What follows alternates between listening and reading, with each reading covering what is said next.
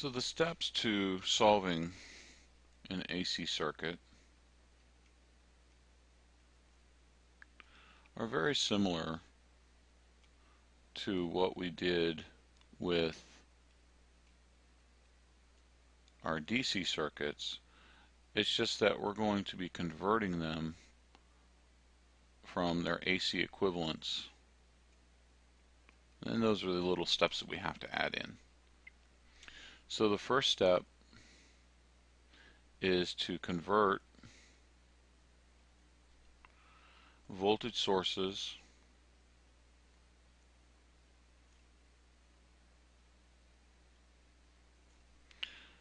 to phasor form. These are not Star Trek phasors. We're not going to shoot anybody. And I'll explain in the next video how to do that. 2, we're going to mark all currents on the schematic.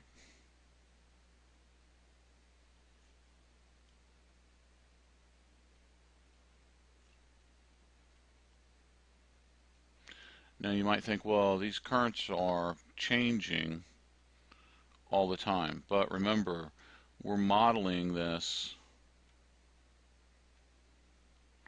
We're going to model this like a DC circuit.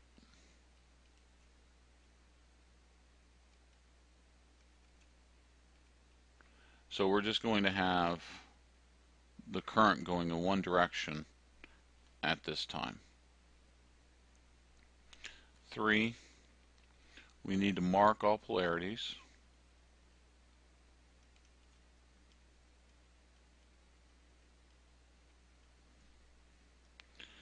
Of resistors,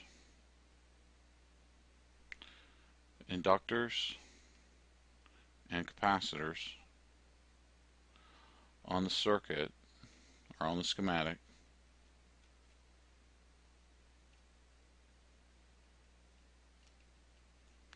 based on our currents.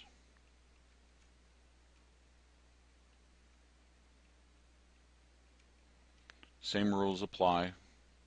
It's going to be plus where it enters and negative where the current leaves.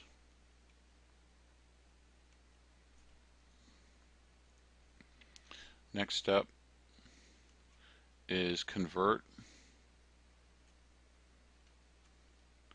our inductors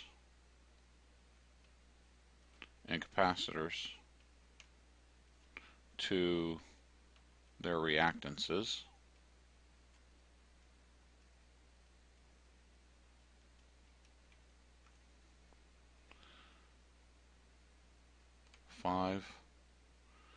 In some cases we can combine resistors and inductors, or resistors and capacitors, or resistors and inductors and capacitors into what we call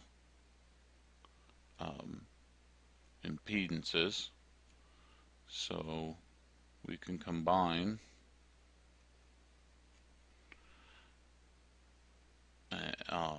parts into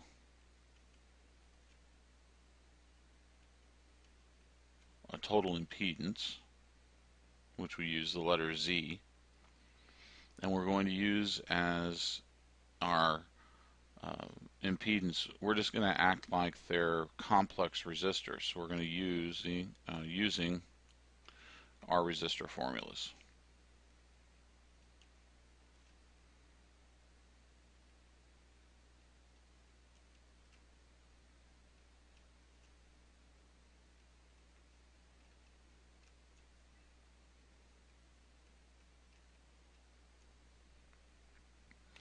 And then 6, we'll use the phasor form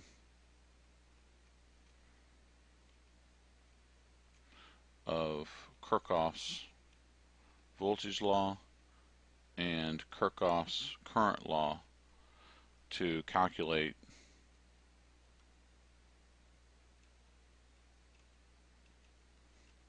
the unknown quantities.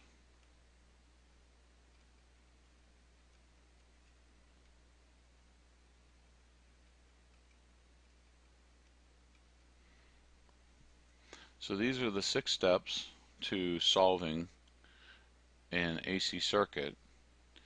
So let's do a review next of complex numbers and also phasors, and then we'll be able to actually look at a circuit.